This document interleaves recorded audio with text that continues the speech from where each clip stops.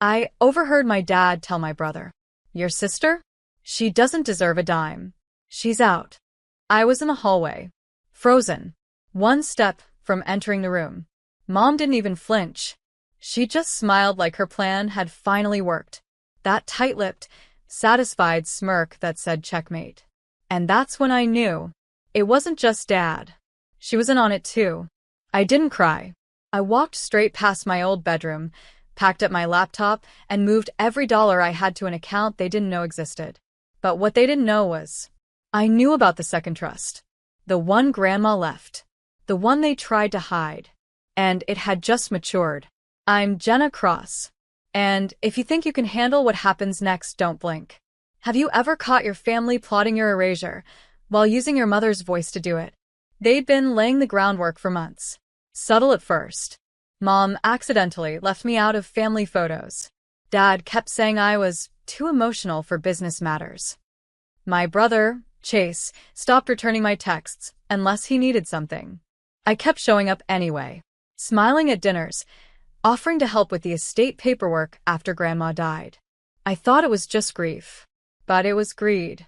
And I heard it, clear as day, through the cracked door of Dad's office.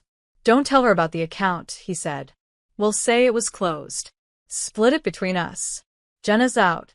She's been a burden long enough." A burden? The girl who wiped Grandma's mouth in hospice. Who paid the bills when Chase gambled away his trust fund. Who gave up her job to help Dad through his surgery. A burden. That night, I opened the hidden drawer in Grandma's dresser, the one she told me about before she passed. Inside was a flash drive, a letter, and something else. A signed amendment. Sealed. Notarized. Leaving everything to me. They wanted me out? Fine. I'd let them throw the match. And then I'd burn their entire plan to ash. The letter from Grandma was short. Just 4 lines written in her unmistakable cursive. "Jenna, blood doesn't make them worthy. If you're reading this, they've already turned on you. Take what's yours and don't look back." I stared at her words until the ink blurred. Not from tears. From rage. Because she knew. She saw it coming. And she left me the weapon, her voice. Her proof. Her last chess move. The next morning, I walked into the kitchen like nothing had changed. Dad sat at the head of the table, flipping through financial papers. Chase scrolled his phone.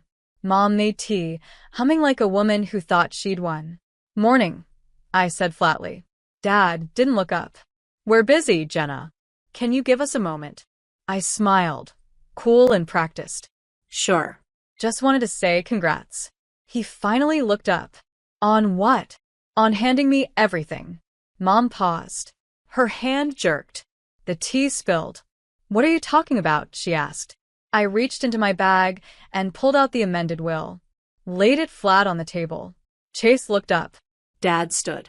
Mom went pale. "That's not," she started. "Not real." I said. "Signed. Notarized. Witnessed. You remember Beverly, Grandma's old friend?" She co-signed. "Dated 2 weeks before she passed. Guess she didn't trust the rest of you." "You stole that," Dad growled. "No," I said. "I earned it." The room was silent. "You thought I'd just go quietly," I continued. "Let you cut me out while smiling through Thanksgiving. But you underestimated me." Dad stepped forward. "You listened to me." "No," I snapped. "You listen. The account you try to hide? Already frozen. I had the bank investigate it the moment I heard your little speech last night." Chase finally spoke. "What the hell is happening?" "Your inheritance," I said, "just slipped through your fingers." Mom's lip trembled. "This is your family." "No," I said. "This is a lesson." And then I walked out. Not running. Not hiding. Just reclaiming the ground they never thought I'd stand on. The next move wasn't mine. It was the lawyers. And by sundown, they'd all receive letters. Official. Irrevocable. Explosive. By noon the next day, they had all received the letters. Certified. Stamped. Undeniable. Dad called first. 4 missed calls in a row. Then Chase. Then Mom. I let them ring. I wasn't giving them the dignity of panic. Not this time. Instead, I went to the law office Grandma had always used, the one with the dusty green awning and brass door handles. Her lawyer, Mr. Hallberg, greeted me with a slow smile. "I've been expecting you," he said, sliding a file across the desk. "Your grandmother planned every detail, down to the last cent." I opened the folder. The amended will wasn't just about the money. It gave me control of the family estate, 2 rental properties, a locked investment account worth just over $1.2 million, and the power of attorney over Dad's own trust, originally set to pass through Chase. I blinked. She really gave me everything. "She trusted you," he said. "And she didn't trust them." The next call came from Chase's girlfriend, Ivy, the one who always looked at me like I was a coffee stain on her designer blouse. "Jenna, this is insane," she hissed. "He's devastated. Can't you work something out?" I stared out the office window, watching the fall leaves scrape across the sidewalk. "Tell Chase," I said calmly, "that he should have treated Grandma like a human being, not a bank account." Then I hung up. By that evening, they showed up at my door. All 3 of them. Dad in his old blazer. Mom clutching her purse like it was a weapon. Chase in sunglasses, even though it was dusk. Classic. I opened the door and waited. Said nothing. "We need to talk," Dad said. "You had decades," I replied. "Now you can listen." Mom stepped forward. "Jenna, this isn't what your grandmother wanted." "Oh." I pulled out my phone and played the recording. Grandma's voice. "If they try to twist this, you show them this tape. I trust you, Jenna. Only you." Their faces crumbled. And I smiled. Because now they knew. They hadn't just lost control. They'd lost the one person who never wanted any of it, until they forced her to take everything. They stood on my porch like ghosts from a past I no longer belonged to. Dad, with his pride leaking from the corners of his eyes. Mom, trying to piece together the cracks in her mask. Chase, pretending he wasn't unraveling inside his designer jacket. "Jenna, we're your family," Mom pleaded. "Then you shouldn't have treated me like the enemy," I said. Dad stepped forward, voice low and sharp. "You don't understand what you're doing. That trust was supposed to be for the family's future, not just yours." I laughed once bitterly. Interesting. Because when you thought I was cut out, that future didn't seem to include me. Chase finally snapped. "You're really going to ruin us over some money? You want revenge that badly?" I stepped closer. "This isn't about revenge. It's about memory. About all the times I kept my mouth shut while you lied. About the nights I cleaned up your messes, paid your debts, and got called ungrateful for not smiling through it." Their faces tightened. Because I wasn't yelling. I was finished. "The will is airtight," I said calmly. "The assets are locked. You can't contest it without going public. And I don't think Chase wants his little Vegas business trip getting subpoenaed. Or the LLC under Dad's name that's been funneling money out of the estate since last June." Dad paled. "You." "I did my homework," I said. "While you were writing me out of your story." Mom's voice cracked. "We were trying to protect the legacy." "No," I said. "You were protecting your control. And Grandma saw through it. They didn't deny it. Because they couldn't." "You've made your point," Dad finally said, flat and hollow. "No," I replied. "Grandma made it. I'm just carrying it out." I turned to go back inside. "You don't get to shut us out," Chase called after me. I turned one last time. "You shut me out first," I said. "Now I'm just locking the door behind me." And I did. Turn the key. Close the chapter. But I wasn't done. Not yet. Because it was time to clean the rot out of everything they touched. The family name. The business. The legacy. By Monday morning, I was sitting at the head of a mahogany boardroom table. Dad's table. Or at least it used to be. The family business was part of the trust. Grandma made sure of that. 51% now sat in my hands. Legally. Irrevocably. Dad's partners looked confused when I walked in. Chase was already seated, arms folded, eyes burning. "You don't belong here," he muttered. I slid the paperwork across the table. "According to this?" I belong exactly here. The partners read in silence. Then one of them, Thomas, I think, cleared his throat.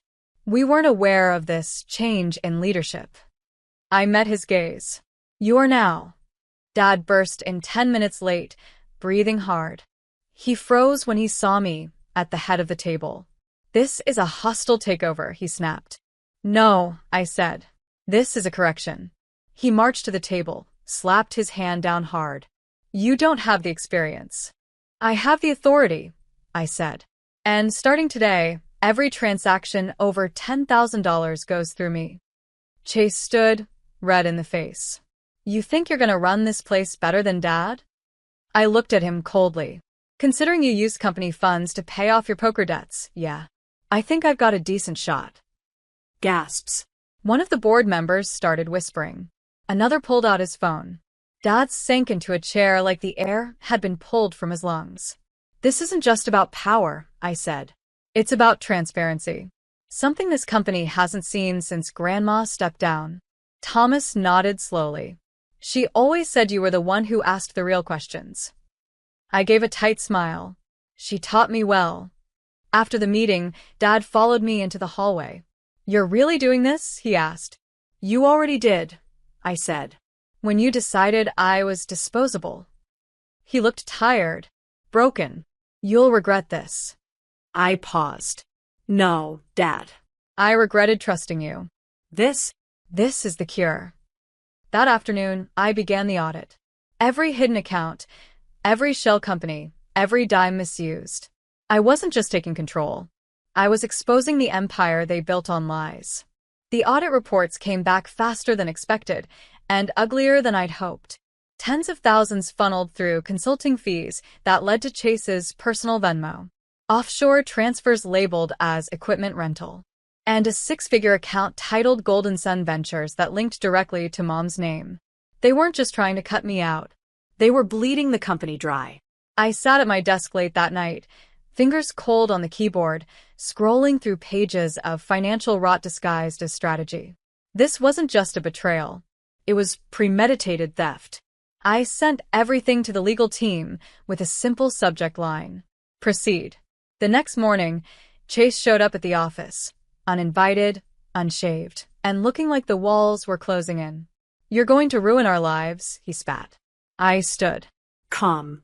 You did that yourselves. I'm just holding up the mirror. You think this makes you some hero? You're destroying your own family. I stepped forward, slow and deliberate. Family doesn't build empires on lies. Family doesn't erase you and call it loyalty. And family doesn't smile while telling your brother to cut you out. His face drained of color. Yeah, I said. I heard that conversation. Every word. He tried to deflect, to spin it, but I cut him off. You forged Grandma's signature on a withdrawal. That's a felony. I gave you a chance to walk away clean. You stayed. Now you deal with the fallout. You don't have to do this, he whispered, voice breaking. I don't have to, Chase. I want to. He left without another word. Later that day, my attorney called. We're ready to file criminal charges. Do you want to press forward? I paused, looking out the window at the company sign. Once a symbol of pride, now a monument to their deceit. Yes, I said. No settlements. No silence. We do it by the book. I want the truth in ink. By sunset, the company website had a new leadership tab. My name, my photo, my mission. Underneath, a quote from Grandma. If you can't trust the foundation, tear it out and start again. And I was doing just that. The subpoenas were served on a Thursday, one each to Mom, Dad, and Chase. Witnesses said Dad turned pale.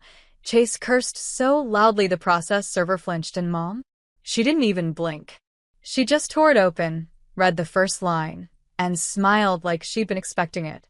That scared me more than anything. The court date was set. I would testify. They would answer. But before that, Mom requested a meeting. She texted. 1 hour. No lawyers. You owe me that much. I didn't owe her a thing, but I said yes. We met at the old garden behind Grandma's church, The one Mom used to pretend to tend while sneaking calls with the estate planner. She wore white. Too clean. Too calm. "I have to hand it to you," she said, sitting on the weathered bench. "I underestimated you. I didn't sit. I wasn't trying to impress you." "No," she said. "You were trying to destroy me." I stepped closer. "I wasn't trying. You did that to yourself." She looked out toward the chapel. "I kept this family running. I made sure your father didn't lose everything after his third failed investment. I patched the holes. I handled Chase. And you." She turned to me. "You were always the wild card." I folded my arms. I was the only one not lying. She stood slowly. "You're going to win. We both know that. But what happens after you do? You think you'll feel peace? You think Grandma would have wanted the circus?" I smiled, small, sad. "No." "But she would have wanted the truth. And she'd be proud that I finally stopped apologizing for existing." For a flicker of a moment, her mask cracked. Then she stepped forward and whispered, "Everything crumbles, Jenna. Even the truth, eventually. Just wait." I turned and walked away before she could twist it into another warning. That night, I couldn't sleep. But not from fear. From readiness. Because I wasn't just exposing the past anymore. I was building the future. One courtroom. One truth. One final blow at a time. And they had no idea.